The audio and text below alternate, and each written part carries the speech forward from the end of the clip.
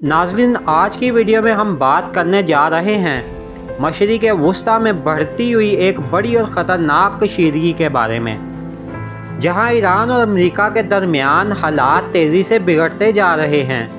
Reports کے مطابق ایران کی مسلح افواج نے عمان کی بندرگاہ سلالہ میں موجود امریکی نیوی کے ایک سپورٹر جہاز کو نشانہ بنایا ہے۔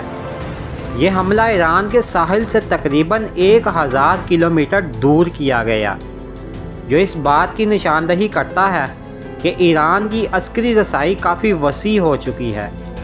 ایرانی فوج کی ترجمان ابراہیم ذوالفقار کے مطابق یہ حملہ 28 مارچ 2026 کی صبح کیا گیا۔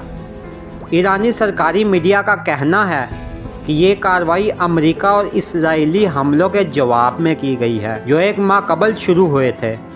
اس کے علاوہ ایران نے سعودی عرب میں واقع پرنس سلطان ایئر بیس پر بھی حملہ کرنے کا دعویٰ کیا ہے، جہاں مبینہ طور پر امریکی فضائیہ کے 2 ری فیولنگ طیارے تباہ جبکہ مزید 3 کو نقصان پہنچایا گیا۔ ناظرین، صورتحال یہاں تک محدود نہیں رہی۔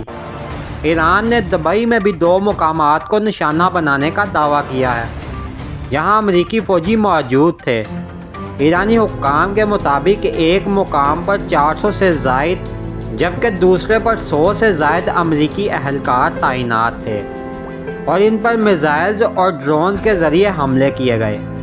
ایرانی بیان میں امریکہ کو سخت وارننگ بھی دی گئی ہے، جس میں کہا گیا کہ اگر حالات اسی طرح رہے تو یہ خطہ امریکی فوجیوں کے لیے قبرستان بن سکتا ہے۔ دوسری جانب ایران کے صدر مسعود پزشکیان نے بھی واضح کیا ہے کہ ایران پہل نہیں کرتا، لیکن اگر اس کے انفراسٹرکچر یا معیشت کو نشانہ بنایا گیا تو بھرپور جواب دیا جائے گا۔ انہوں نے خطے کے ممالک کو بھی خبردار کیا ہے کہ وہ اپنی سرزمین ایران کے دشمنوں کو استعمال نہ کرنے دے، ورنہ نتائج سنگین ہو سکتے ہیں۔